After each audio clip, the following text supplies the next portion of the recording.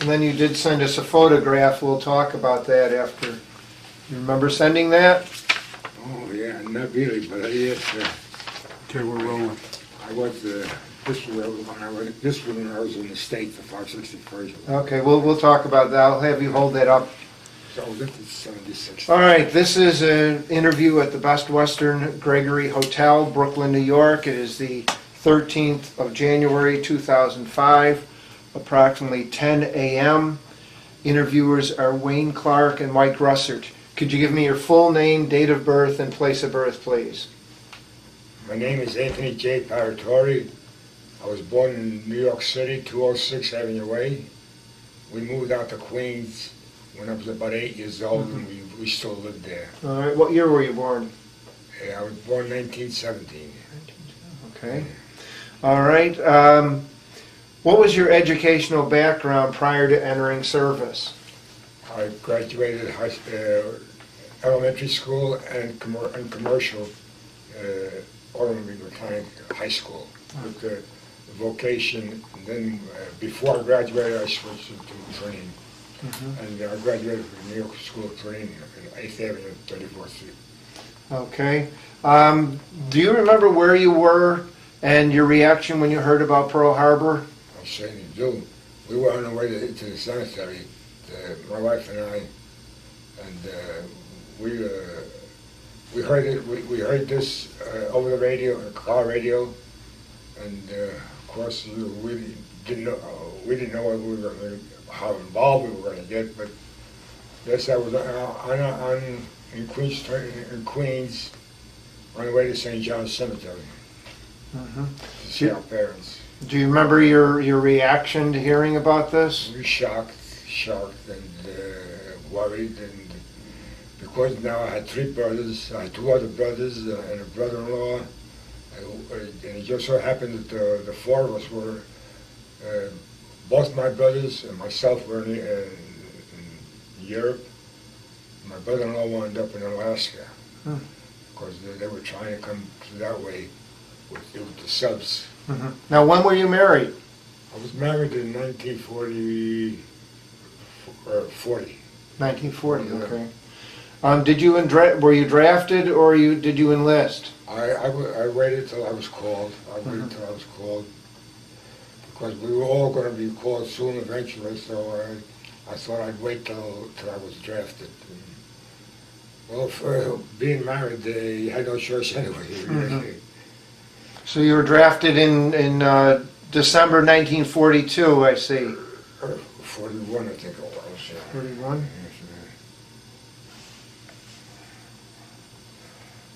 41, 42. You're probably right, you're 42. You wrote it down here. All right, and you were drafted into the Army. Yes. Okay, where did you go for your basic training? We went to Camp Upton first in Long Island, and then from there we were shipped to Fort Eustis, Virginia. And in Virginia, these were all new outfits being formed. And we wound up in the 561st, which will be the 561st anti-aircraft outfit. And it was a new outfit, and it was because I had mechanical experience. I had graduated high school for mechanics, auto mechanics. They put me in the motor pool. I became the Battalion motor pool sergeant. And now, did you get any specialized training, or you? Yes. As you get promoted, I was a private, and they send you to school for a few weeks, a special school, and I majored in anti-aircraft outfit. We had half tracks. First, I was in a company, and eventually, because I guess I must have been doing something right, I wound up a battalion motor pool sergeant, which was 4 companies, about 800 men. So, and I think it was all a total of about 150 vehicles, half tracks, trucks, jeeps, and from there we went on maneuvers in different states. We went to Tennessee, we went to Georgia, we went to mostly Tennessee, in the hills of Tennessee. And we stood out on bivouac a couple of weeks. And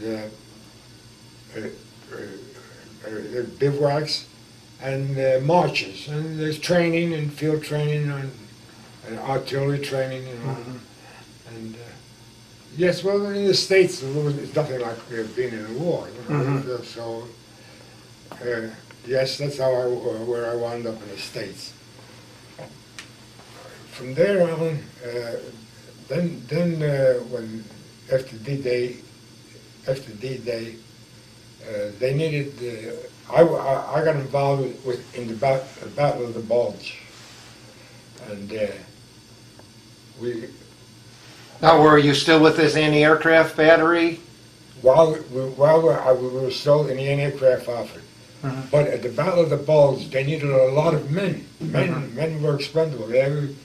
Patton kept saying, keep sending men, because I think their what's the right word? Is to show force of men. And we have, like in Pearl Harbor, I know people that went to Pearl Harbor, but they had no rifles. They were training with wood rifles.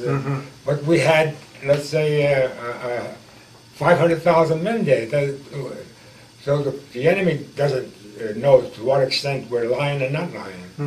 And this is what they were doing with us. So they shipped us over. Now, how did you go overseas?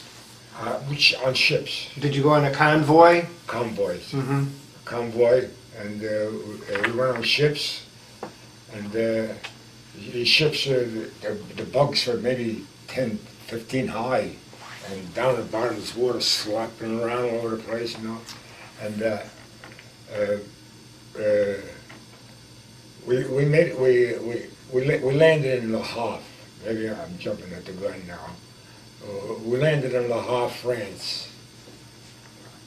And in LeHarve, France, from there on, you have now up to this, at this point, you don't go there with all your brand new equipment that you had in the States. You go there just with your fatigues.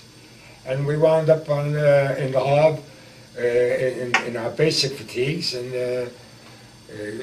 the rifles. There was a big stack of mountains of rifles of people that have gotten shot already, and they said pick a rifle out of there and make sure that it works. And you know, that's when you start to realize that, you know, this is getting real now, and it's getting serious. So and a lot of men that who were in the service and maybe not paying attention when they were doing their learning experience, now were worried they didn't know as much for the rifle as they should know. And, you know, hey Sarge, give me a hand, make sure this works, make sure, you know, and everybody's calling you. You couldn't go to the latrine without somebody asking you 4 or 5 different questions. So, so in LeHarve, we finally got equipped. We got some clothes out there. We got some clothes there. Now, this was winter. This is winter. Did you get winter gear? No, nothing particularly warm. No clothes, just the basic wool clothes. And from there on, we wound up on everything was troop trains, walking, hiking along the roads, across France, across Germany, into Czechoslovakia, and we went 25 miles into Russia. You went into Russia? 25 miles. I guess that was a no war zone or no. But we went 25 miles into Russia, and then we turned around. Then we turned around.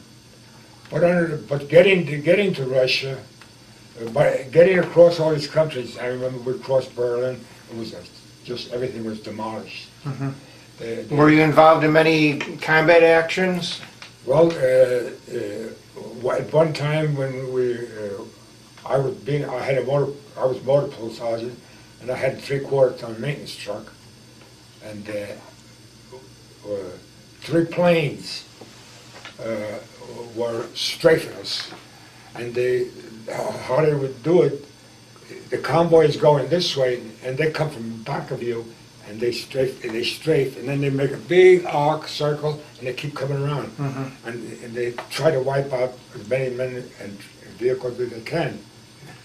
And at that one time, I remember when I heard them coming, and I saw them coming, I saw them strafing on the road. I said, I don't know what to do with the truck. So I know the truck is loaded with gas.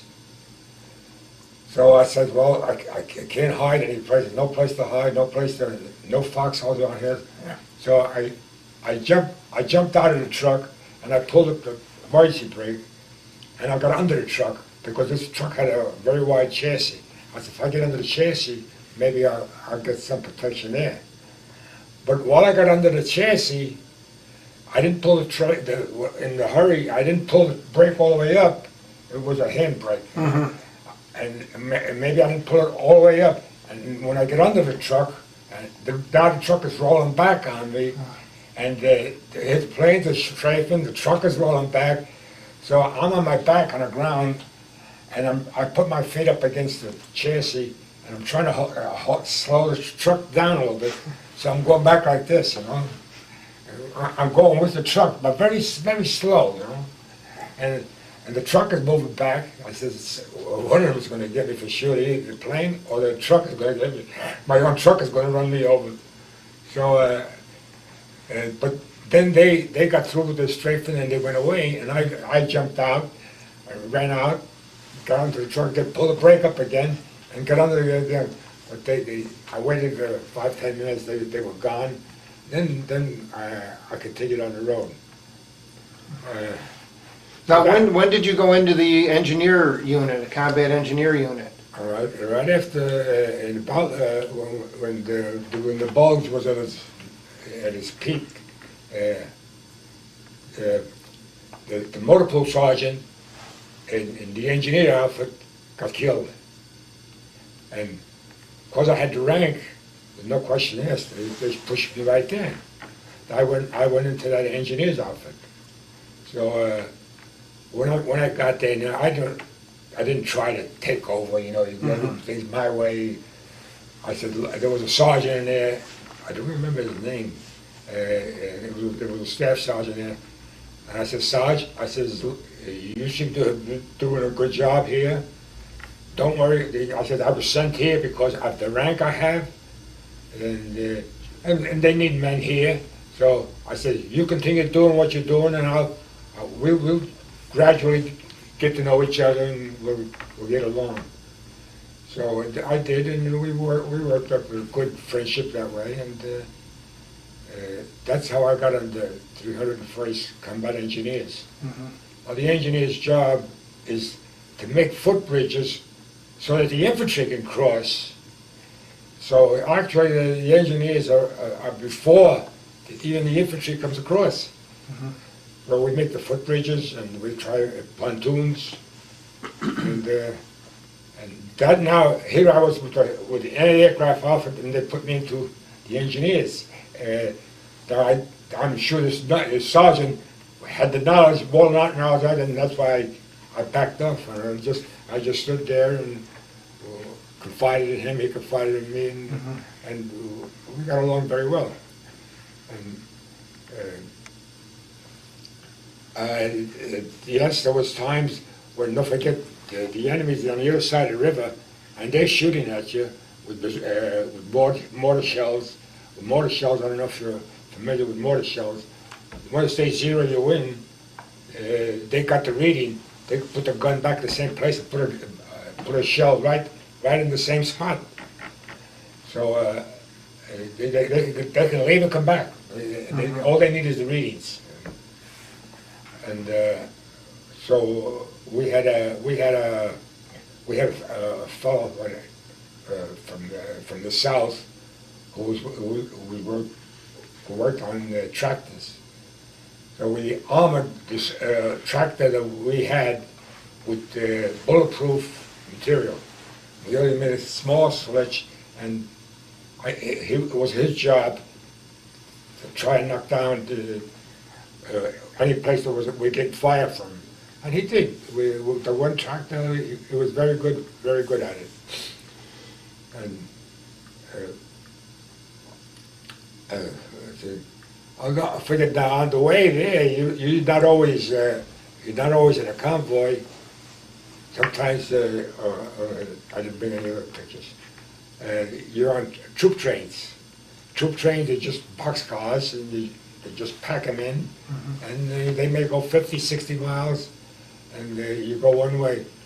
But in these 50, 60 miles, you're living on K rations.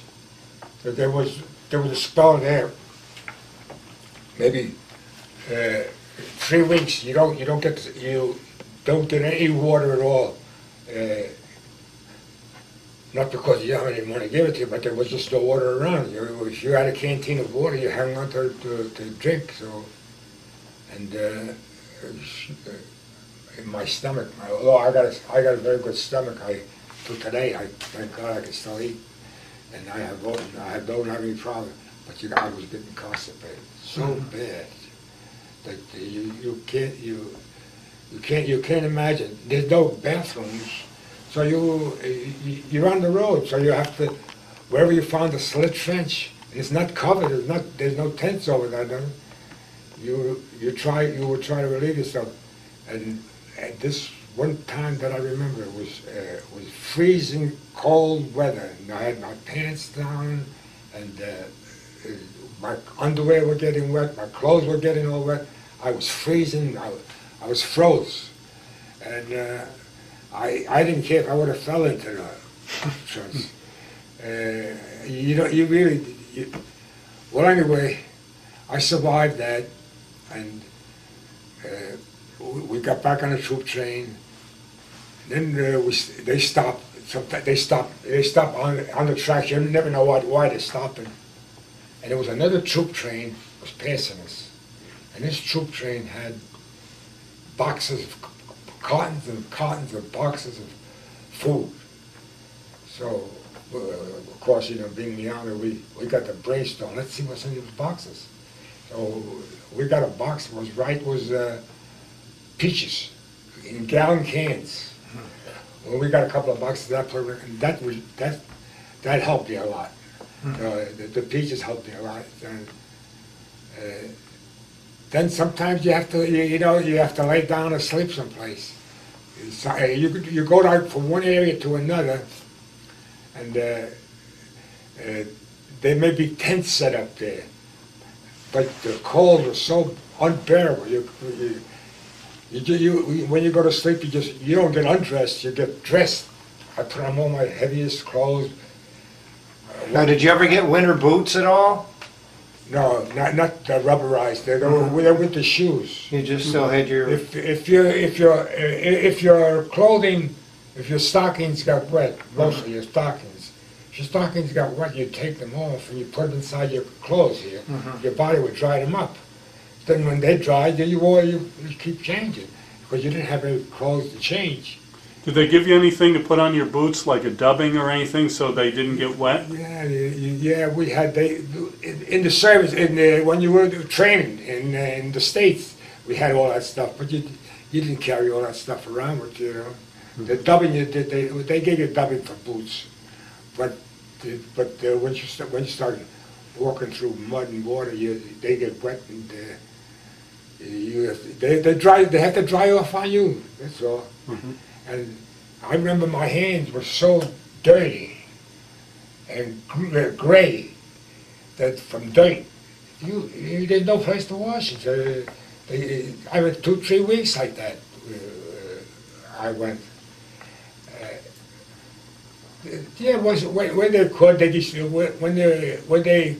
When they could cook a hot meal for you, like at the end of the day, the field cooks. They would do it for you. sometimes we would catch fish or get a deer, and we get bring it in the kitchen, and that is, give you a hot meal. Now, did you ever liberate any of the concentration camps? Not camps, but one day when we were hiking along the road, we had two lines, one on each side of the road. Up ahead, you have three scouts, but they usually let the scouts go through the bulk of the army comes up. And I was like number 30, and I see there was a German soldier with a twig or a branch and a white flag tied on it. So I moved up ahead and brought him out to the middle of the road, and he with signals, and the little German that I had learned picked up. I told him to drop his hand, raise his hand, take whatever clothes off. He take off. I searched him, and he was clean. He had no ammunition or hand grenades, no nothing on him like that. And when we got through with him, he says that he had more men down at the bottom of this mountain. So when he gave him the signal, he went like this. The men started coming up with their hands like this, and back of their heads. So they all came up. We fished them all. And then you don't take them prisoners because you just tell them, keep walking this way. We're going this way, keep walking that way. You take all their clothes off. They're happy. They were happy to surrender. I guess they've had it like everybody else. I guess they, until, like I remember a story. See, when you go into a town, and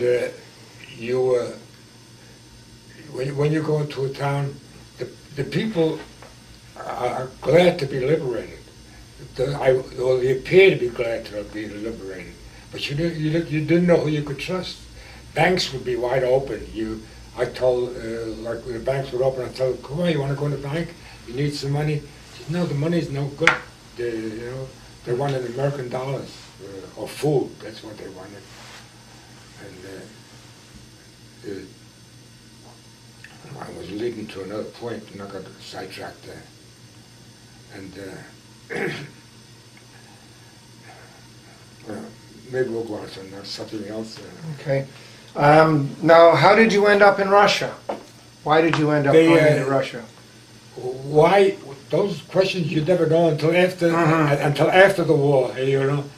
They just wanted to make sure there was no one, none of the enemy troops had gone into Russia to hide, and so we went into Russia, and those were the orders: survey the property and make sure there's no troops there, and. Then we turned around. Did you have any contact with the Russian people at all, or Russian army? No.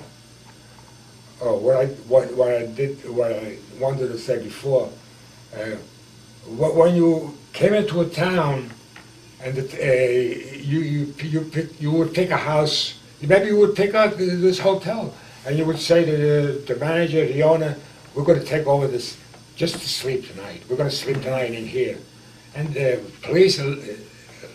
Leave the hotel, leave everything as is. We won't touch anything, but don't lock anything. Because soldiers got, they would see some door locked, they break it open because they want to see what's inside there. And we got this one house. I remember this one area, and I pulled in a few trucks in there, and this woman came out, and she says, all I want to do is stay in the house and wash our clothes. And she would cook for us if she were. It's my house. I just want to take care of it. That's all. No, we don't want anything like that. Besides, I can't trust what might happen. So we forced them to leave. Another time, there was after we were settled down, I found a woman up in the attic, and I said, "What are you doing here?" So the best I could speak, And she said, they never were warriors. Her husband never wanted to join any kind of military units.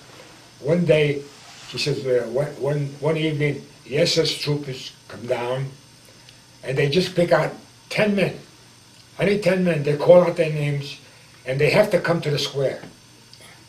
They come to the square, they take the 10 men, and they hang them there. They hang all 10 men.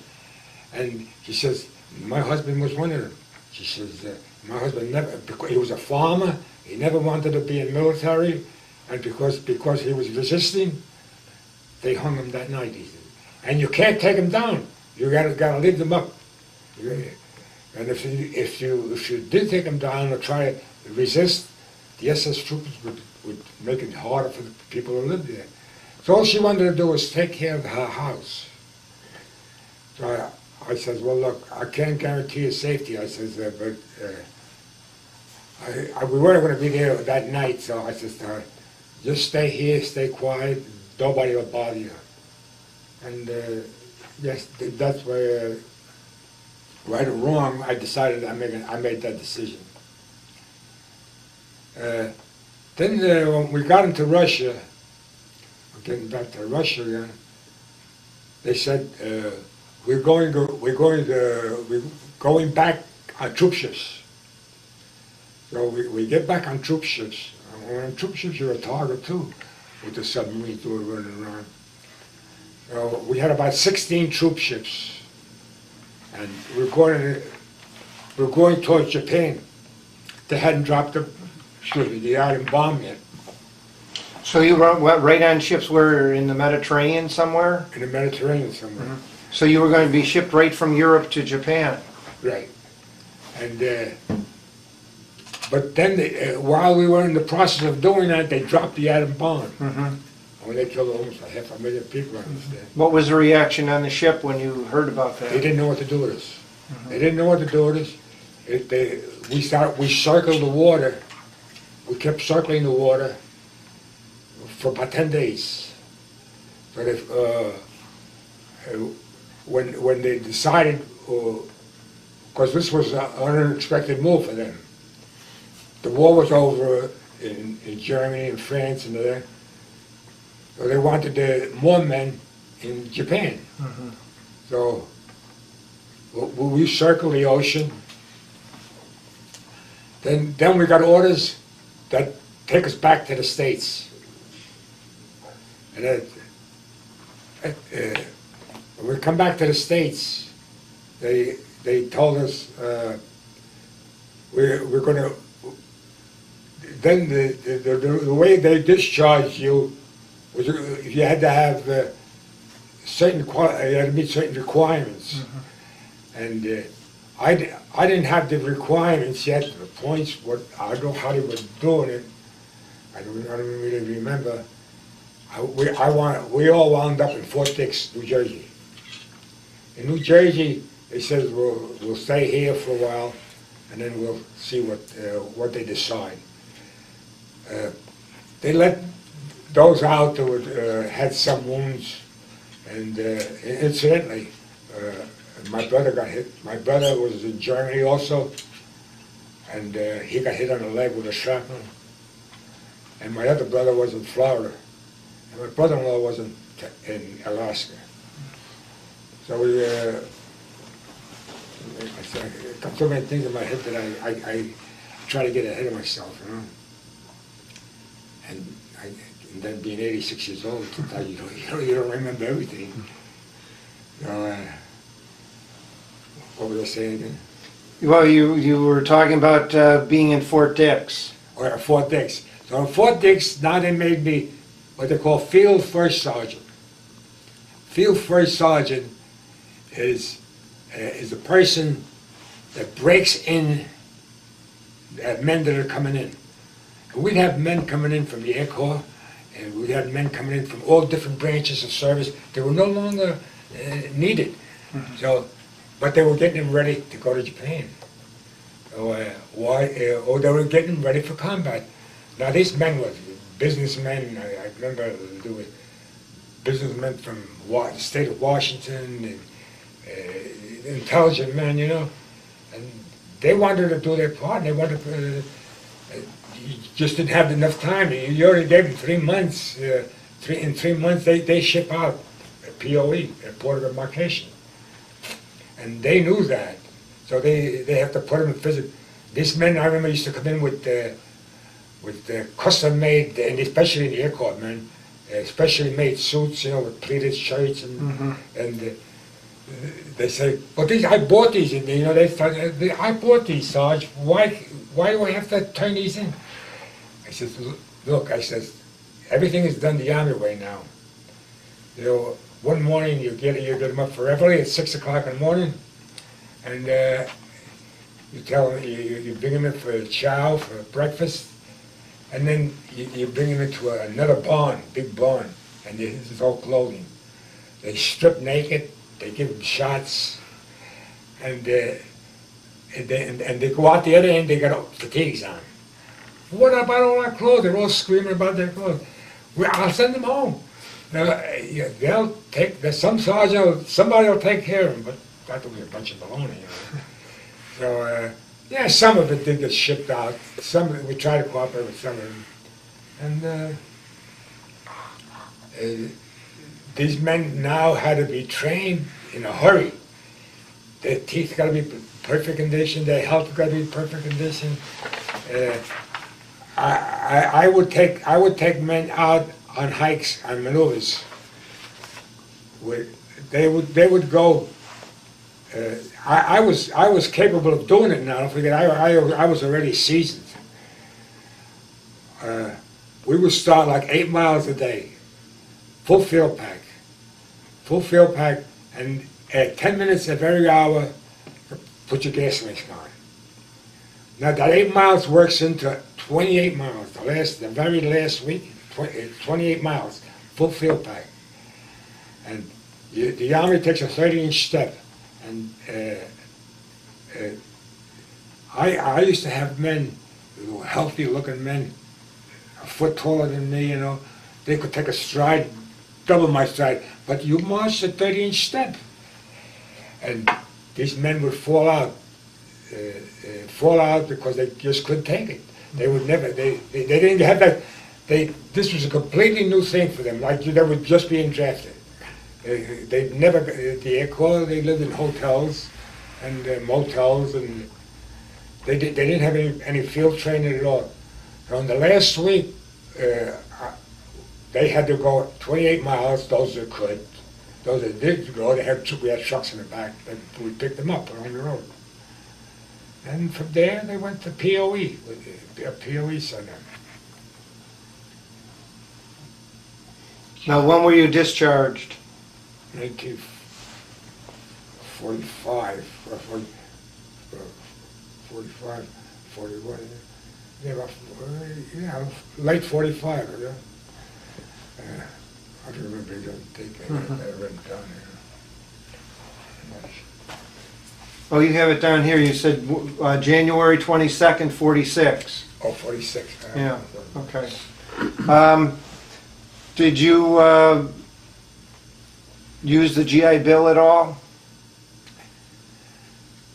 Being first sergeant in the Army, and every morning after your formation, you call for anybody he don't feel good, sick call.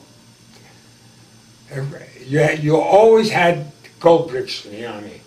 Always had men that wanted to be discharged. I remember one person in particular that he said his feet were flat. He'd go on sick call every single morning, and he would. And you got to take a lot of abuse, from the other soldiers, the other men. He would take a piece of paper, put it under his foot. See, it comes right out. I got flat feet, or it didn't come out. And he would buckle for discharge. We had a guy, Konstantinovich, his name was, Kate, he used to call him. And when it rained, he walked around with a bushel on his shoulder. He said he was catching pennies from heaven. We had another guy that said, the other one was a little too. Oh, this guy with his flat feet, you couldn't beat him out the gate. You couldn't beat him out the gate. We had another guy that they were fixing his teeth. And because he had very bad teeth. So he was happy because he was going to get married. But then one day I come in and I find him laying on his cot, face down, crying. What happened to you? Cooper, his name was. He said, they pulled all my teeth out. I says, what do you mean they pulled your teeth out? I thought they were fixing them. He said, they told me that by the time this 3-month basic training is up, my teeth had to be all good, and they couldn't do it. They couldn't do it in this day. He said, so they pulled them out. Why did you make them do it? So he said, they were going to court-martial me. You're doing the army. You think court-martial is they're going to hang you. Well, they took his teeth out. And when I saw things like this, I said to myself, getting back to your question, what was your question? Well, I was going to ask you one about sick call. You said in the back you never went on sick call. I never went to sick call. Never went to sick call. And while I was in the army, but when I'd come home on furlough, and I would go to my dentist, I would go to my doctor, and I would let them check me out. So when I came out of the army, I still had that same attitude toward me. Because in the VA hospital, and I still go to the VA hospitals,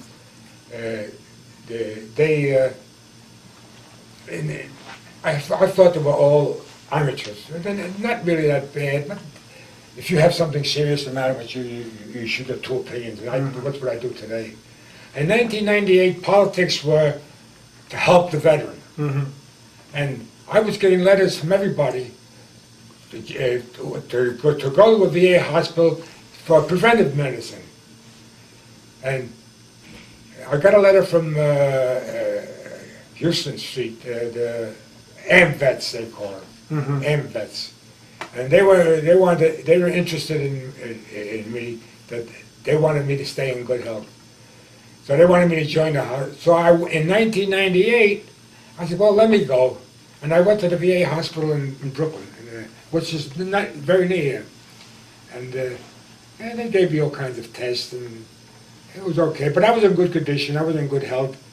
But until today, they still give me some prescriptions. I copay. I give them $7, and they give me some prescriptions that they think I need. Not all of them, but some of them. After you left service, did you join the 5220 Club at all? No. We were told, because also in the Army you used to hear the people who were volunteers.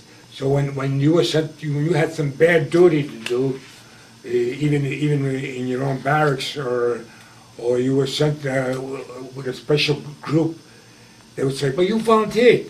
Why did you go there? What did you volunteer for? To get the money. Now, it's the same thing is happening right now in Iraq, in Iran. Those that join these groups, the VA, what are the different groups that they call them?